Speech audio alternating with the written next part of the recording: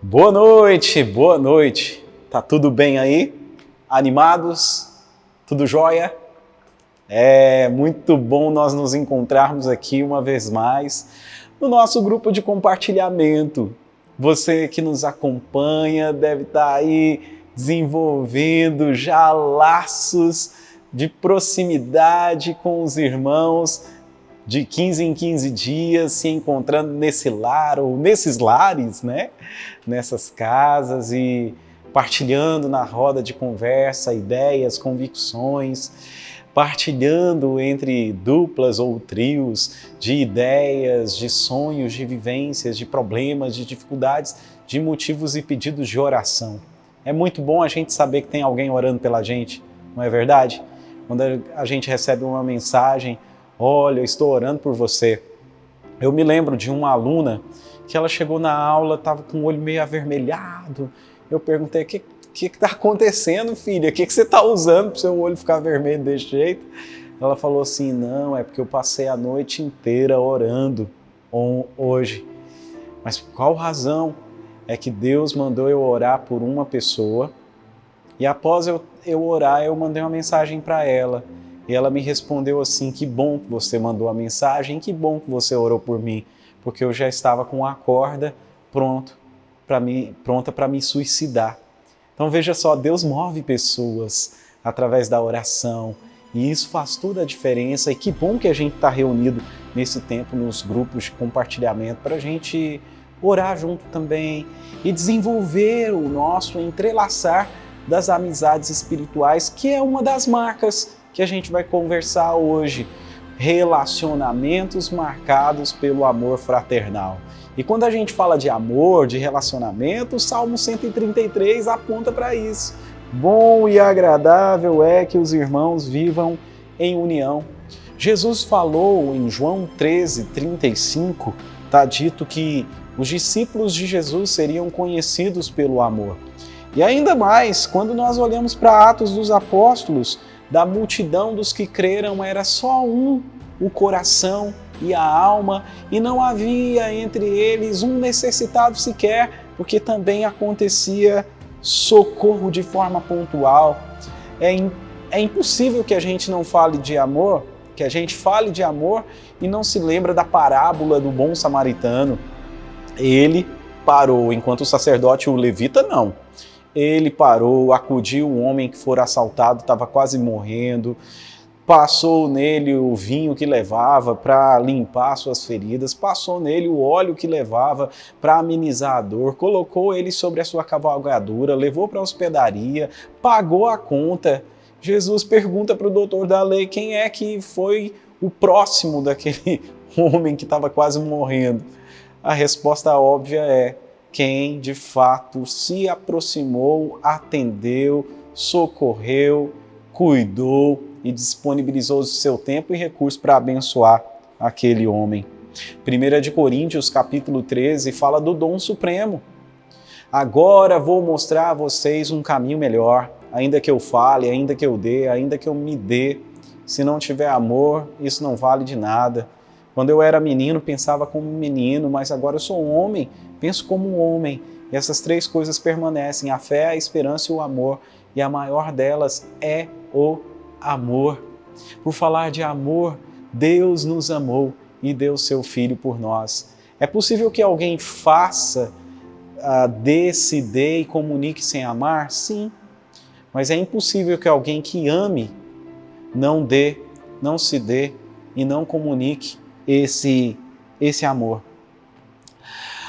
O Abe Uber, ele diz que mais importante do que uma pessoa tomar uma decisão de descer as águas do batismo, ela se sentir parte, membro, integrante da igreja. Óbvio, o batismo nas águas é uma manifestação pública da nossa fé, é uma ordenança do Senhor Jesus. Mas se faz tão importante nós acolhermos, cuidarmos, ampararmos e nos ligarmos em relacionamentos que sejam marcados pelo amor. Amizades que são espirituais. É possível que no ambiente de trabalho nem todo colega se torne amigo. É possível que nem todo amigo se torne cliente se você se tornou um empresário, um empreendedor. É possível que nem todo cliente se torne amigo também. Mas a igreja é esse ambiente em que a gente deveria proporcionar e ser propício que os relacionamentos fossem marcados pelo amor. Nós não viemos para um show, para uma apresentação, onde cada um compra a sua pipoquinha, o seu refrigerante e depois vai embora da apresentação. Nós estamos falando de vínculo, de amizades. A Bíblia Sagrada fala de alguns laços importantíssimos de amizade. Noemi e Ruth, mais do que nora e sogra, elas eram amigas. Davi e Jonatas, que tinham um laço de amizade tão forte que a aliança que eles fizeram na amizade transcendeu a própria vida. Nós nos lembramos, por exemplo, de Jesus. Jesus com seus discípulos. Eu não chamo vocês de servos, eu chamo vocês de amigos. E de Jesus e Lázaro, que João capítulo 14 fala que Jesus amava Marta, Maria e Lázaro. E quando Lázaro morreu, Jesus foi lá, se fez presente, Jesus potencializou Lázaro para a vida, saia para fora. Amigos de verdade também chamam a gente para fora das nossas cavernas. Jesus desenvolveu essa ação e mostra para nós que amizades curam, que amizades restauram e que um amigo celebra a vida do outro.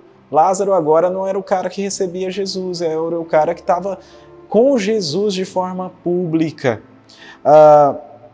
E aí a gente vai se lembrar de uma fala da Gabriela Mistal, que ela disse assim: procurei a Deus e não encontrei. Me procurei e não encontrei o sentido da minha vida.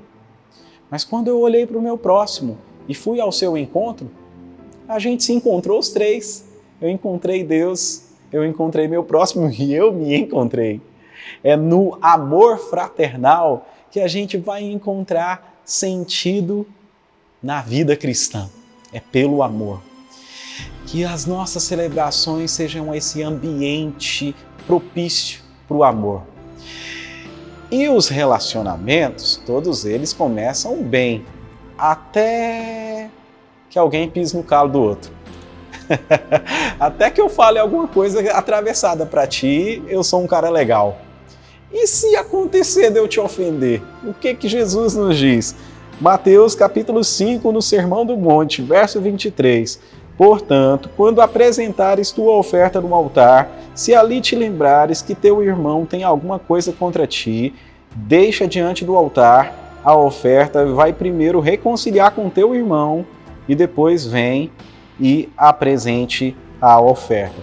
Então não é você ir embora e não trazer a oferta, não. É você trazer a oferta. Mas tem algo contra o irmão, vai nele, reconcilia e depois volta. Adoração autêntica é a adoração de paz. Nós somos os pacificadores. O que depender de nós, a gente precisa viver em paz com todos. E não é razoável que haja entre nós contendas, partidarismos, brigas, retaliações. Isso não é cristianismo, é qualquer outra coisa, mas não é caminhada com o Senhor Jesus. E aí a gente pode perguntar, porque tem uma questão que a gente sempre faz aqui no DNI, sempre dá alto. Conheço alguém entre nós que está amargurado com o outro. Mas uma outra questão, quando alguém me amargura, eu procuro ele para reconciliar, para tratar, a maioria de nós responde que não. Isso é falta de maturidade e a gente precisa amadurecer nesse sentido, não somente na nossa vivência como igreja, na nossa existência como um todo. E aí, Mateus 18, 15. Se teu irmão pecar contra ti, vai a sós com ele e repreende-o. Se te ouvir, ganhaste teu irmão. Mas se ele não te ouvir, leva ainda consigo mais uma ou duas pessoas, para que toda a palavra se confirme pela boca de 2 ou 3 testemunhas. Se ele se recusar, leva isso para a igreja. Se ele recusar ouvir a igreja, considere-o como um gentil e publicano. Em verdade vos digo, tudo que ligardes na terra será ligado no céu. Ainda vos digo mais, se 2 de vós na terra concordarem em impedir qualquer questão, isso lhe será feito por meu Pai que está no céu. Pois onde 2 ou 3 se reúnem em meu nome, eu ali estou no meio deles. Aí o Pedro, sempre o Pedrão, né? Sanguíneo, sempre para frente, né? O Pedro vai e pergunta para Jesus: Senhor, até quantas vezes eu deverei perdoar meu irmão se ele pecar contra mim? Até 7 vezes? Jesus respondeu: não te digo até 7, mas até 70 vezes 7. E tem alguém que vai dizer que isso é por dia.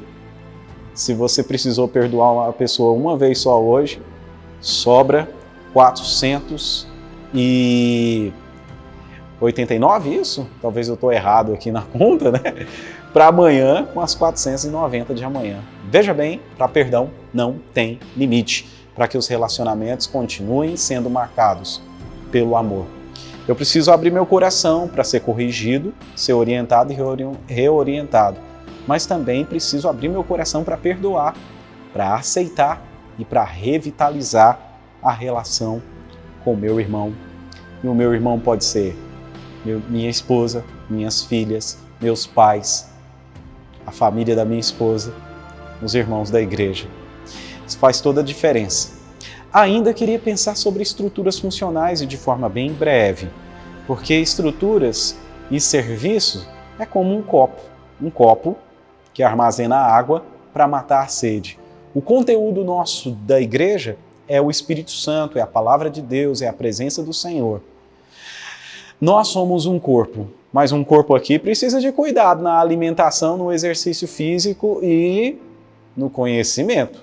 É ou não é verdade? Então, nós somos um corpo, mas nós temos uma estrutura aqui, nós somos um organismo vivo, mas existe uma estrutura. Toda essa estrutura aqui, o Wesley estava me falando agora há pouco: pastor, o senhor vai ter o privilégio de ser gravado por uma câmera de 13, 17 mil reais. Meu Deus! Eu até inflacionei o preço dela aqui, né? É 13 mil, né, Wesley? Veja só, as estruturas são mantidas pelos recursos que a gente traz e a gente faz o uso delas para facilitar a compreensão do Evangelho. Então, a igreja precisa ser prática naquilo que ela ministra, precisa ser dinâmica naquilo que ela ensina. E daí nós temos o conselho da igreja, os líderes de ministérios, os ministérios em funcionamento, tudo isso para que haja excelência e que isso vai inspirar a cada pessoa que aqui participa com o Evangelho. A excelência, ela glorifica a Deus e inspira as pessoas. Estruturas nunca são para engessar, elas precisam ser eficazes. Tudo que a gente tem, possui e faz tem que ser sim com excelência. O Instituto Haggai, numa pesquisa, certa vez disse que 3 coisas determinam o crescimento da igreja: o estacionamento da igreja, a limpeza da igreja e a qualidade do ministério infantil. Se você chega aqui num domingo e vê copo jogado para tudo quanto é lado, cadeira espalhada de qualquer jeito, a igreja suja, o ministério de louvor tocando bagunçado e o pastor falando coisa com coisa, com certeza semana que vem você não volta aqui. As estruturas e o serviço precisam ser feitos com excelência. É o copo, mas o que mata a sede é a água. As estruturas precisam ser com excelência e os nossos relacionamentos precisam ser marcados pelo amor. Daí vem 2 perguntinhas para a gente ter a roda de conversa. Primeiro, o que podemos fazer para que o ambiente nosso aqui seja mais acolhedor, as pessoas sejam inseridas e se sintam em casa? Segunda pergunta, o que podemos fazer para cooperar, para que as pessoas que visitam as nossas celebrações e cultos se tornem membros, integrantes dessa comunidade de fé? E o que nós podemos fazer para cooperar, para que os integrantes e membros dessa comunidade de fé passem a ser servos, ocupem lugares de serviço nas estruturas da igreja? Fica essas 2 perguntas aqui para a gente partilhar. Primeiro para a gente responder através do link, depois para a gente partilhar nas rodas de conversa. E depois de tudo isso, a gente se reúne de 2 em 2 ou de 3 em 3 e tem aquele tempo de compartilhar sonhos, vivências, problemas, dificuldades, motivos de oração, 5 por 14. Deus abençoe vocês. Um forte abraço, um beijo no coração e tchau.